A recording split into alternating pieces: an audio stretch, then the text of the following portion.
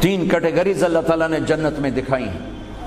ان الابرار یشربون من کاس کان مزاجھا کافورا، نیک لوگ خود ڈال کے پئیں گے، خود اٹھا کے کھائیں گے۔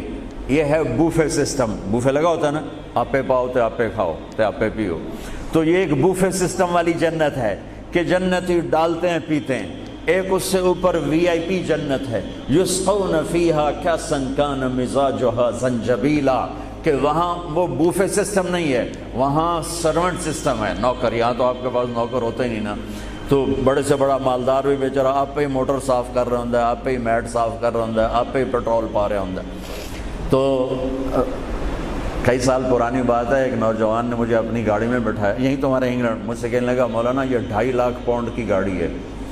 میں نے کہا اس کے میٹ کون دھوتا ہے؟ کہا ہم خود ہی دھوتے ہیں۔ میں کہا ساڑی سزوکی توڑے کل چنگی ہے، ساڑا ڈرائیور دھوندا ہے سارے۔ تو یسقون فیہا کاسا کان مزاجھا زنجبیلا، ایک وی آئی پی جنت ہے جہاں پلانے کے لیے نوکر ہوں گے، جہاں پلانے کے لیے فرشتے ہوں گے، جہاں پلانے کے لیے جنت کی لڑکی ہوں گی۔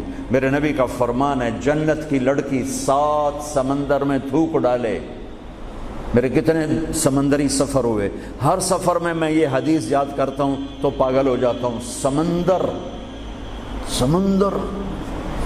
100 سمندر میں جنت کی لڑکی تھوک ڈال دے تو میرے نبی کا فرمان ہے سارے سمندر کا پانی شہد سے زیادہ میٹھا ہو جائے گا۔ لکان ماؤہ احلی من العسل، وہ کیا چیز ہے؟ سورج کو انگلی کے فنگر ٹپ دکھا دے تو سورج اللہ کی قسم نظر نہیں آئے گا، جیسے سورج کے سامنے ستارے غائب ہو جاتے ہیں، چہرہ نہیں، صرف فنگر ٹپ کے سامنے سورج غائب ہو جائے گا تو اس کا چہرہ کیسا ہوگا، اس کا ہاتھ کیسا ہوگا؟ بِأَيِّ بَنَانٍ تُعَاطِيهِ، میرے نبی کا فرمان، کن ہاتھوں سے تمہیں پیش کرے گی جام کہ اس کی انگلی کا ایک فنگر ٹپ سورج کو دکھا دو، سورج نظر نہ آئے، وہ پیش کرے گی۔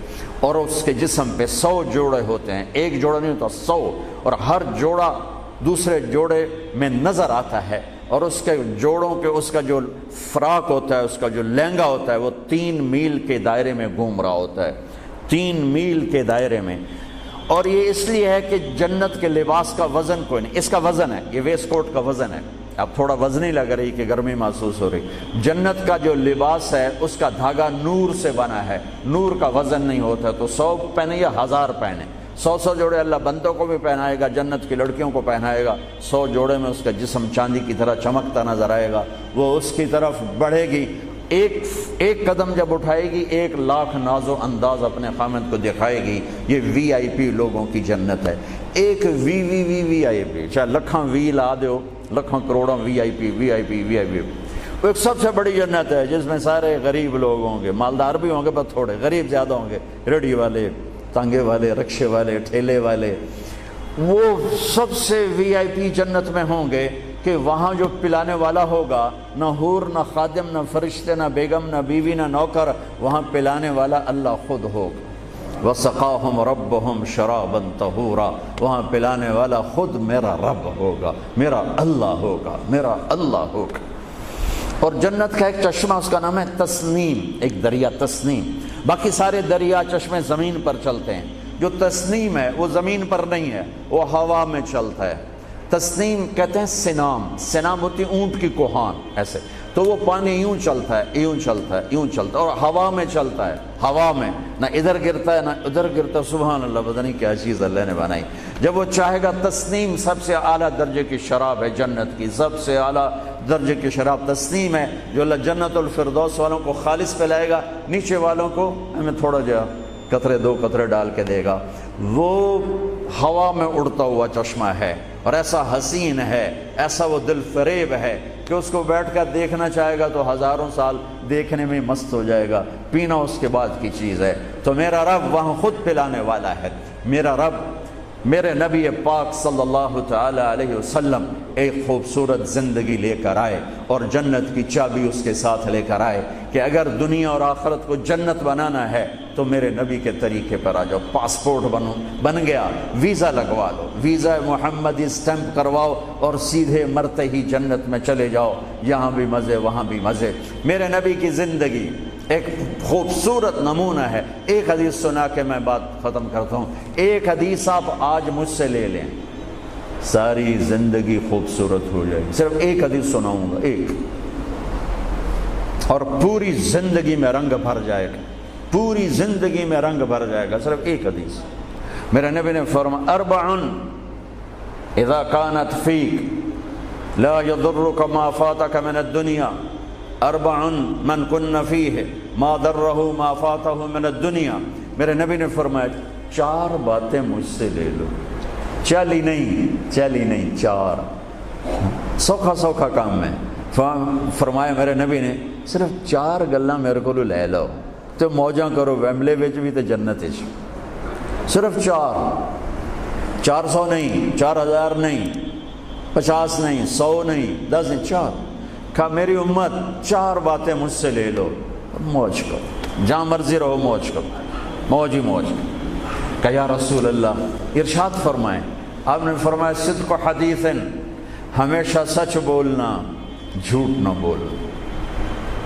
ساڑھے تو پہلے تے کلی اڑ گئی نا، وکٹ ہو گئی، کیچ آؤٹ نہیں، وکٹ. میرے نبی نے فرمایا صدق حدیث، سچ بولنا، جھوٹ نہ بولنا. حفظ و امانت، کبھی کسی کو دھوکہ نہ دینا، کبھی کسی کے ساتھ 2 نمبری نہ کرنا، ہمیشہ دیانتداری کے ساتھ چلنا، ہمیشہ دیانتداری کے ساتھ چلنا، کسی کو دھوکہ نہ دینا، کسی کے ساتھ فراڈ نہ کرنا. میرے نبی نے فرمایا ایک اور حدیثات جو یہ 2 صفتوں کی وضاحت کے لیے، صدق اور امانت، سچائی اور امانت داری. آپ سب ماشاءاللہ جانتے ہیں کہ ہمارے نبی کو کافروں نے جو ٹائٹل دیا وہ صادق اور امین کا دیا. اگر آپ مجھ سے سوال کریں اسلام کو 2 لفظوں میں سمجھاؤ تو میرے پاس جو 2 لفظ ہیں وہ علماء نے بتائے ہیں، سچائی اور امانت داری، دیانتداری. آپ مجھ سے پوچھو سارے کفر کو 2 لفظوں میں بتاؤ، سارے کفر کو 2 لفظوں میں، تو میرے پاس 2 لفظ ہیں جو علماء نے بتائے ہیں، جھوٹ اور فراڈ، جھوٹ اور دھوکے بازی. جھوٹ اور دھوکے بازی ساری دنیا کا کفر اس میں جمع ہے، اور سچائی اور امانت داری ساری دنیا کا اسلام اس میں جمع ہے. میرے نبی نے فرمایا میرا امتی ہر گناہ کر سکتا ہے، 2 کبھی نہیں کرے گا، 2 کبھی نہیں کرے گا. ایک جھوٹ کبھی نہیں بولے گا، ایک دھوکہ کبھی نہیں دے گا. لیکن میں درد سے کہتا ہوں مسلمان نام ہی جھوٹے کا پڑھ کے، اور فراڈیائی مسلمان ہے، اور جھوٹا ہی مسلمان ہے. جو غیر مسلم ہے اسے جھوٹ سے نفرت ہے. ہم کلمہ پڑھنے والے رج کے ٹکا کے جھوٹ بولتے ہیں، ٹکا کے دھوکہ دیتے ہیں. جسے موت ہے ہی نہیں، یا موت کے بعد کوئی پوچھنے والا نہیں ہے. تو میرے نبی نے فرمایا 4 باتیں بتا کے جا رہا ہوں. آپ نے فرمایا میں وہی 4 باتیں اپنے نبی کی بتا کے جا رہا ہوں. سچائی، امانت داری، جھوٹ نہیں بولنا، دھوکہ نہیں دینا. تیسری بات حسن و خلیقت، اپنے اخلاق اچھے رکھو، اپنے اخلاق اچھے رکھو. معاف کرنا بھی سیکھو، معافی مانگنا بھی سیکھو، درگزر کرنا بھی سیکھو، اور جھکنا بھی سیکھو. سخاوت سیکھو، محبت سیکھو، دلداری سیکھو، تواضع سیکھو، عاجزی سیکھو، خدمت سیکھو، لوگوں کے سامنے بچھنا جھک جانا سیکھو. اکڑنے والے ٹوٹ جاتے ہیں، بچھنے والے کامیاب ہو جاتے ہیں. جس شاخ پہ پھل ہوتا ہے وہ نیچے جھک جاتی، جو شاخ خالی ہوتی ہے وہ اوپر کھڑی ہوتی. تو تیسری بات فرمائی اخلاق ٹھیک کرو. سارے اخلاق کا ایک جملہ بتا دیتا ہوں، سارے اخلاق کا ایک جملہ بتا دیتا ہوں. میرے نبی کا فرمان احسن الی من اساء الیک، جو تمہارے ساتھ برا سلوک کرے تم اس کے ساتھ اچھا کرو. ایک جملہ. برے کے ساتھ برا بننا یہ کون سی بڑی بات ہے؟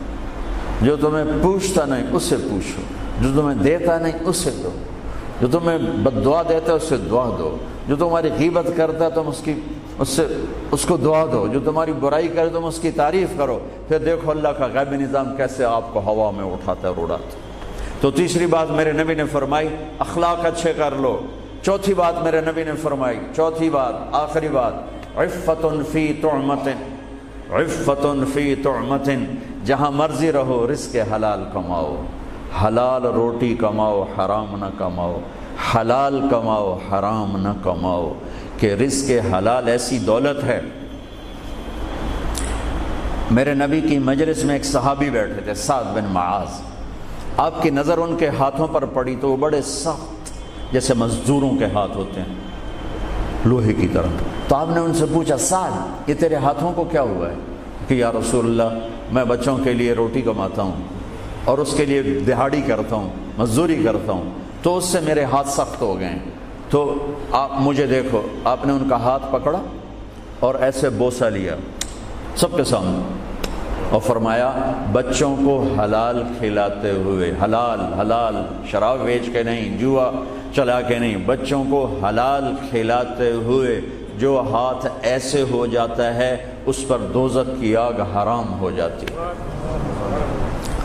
ایک حدیث بھائیو لے لو، میں لے لوں، میں بولنے والا بھی محتاج ہوں، آپ لے لیں، آپ سننے والے بھی محتاج ہیں۔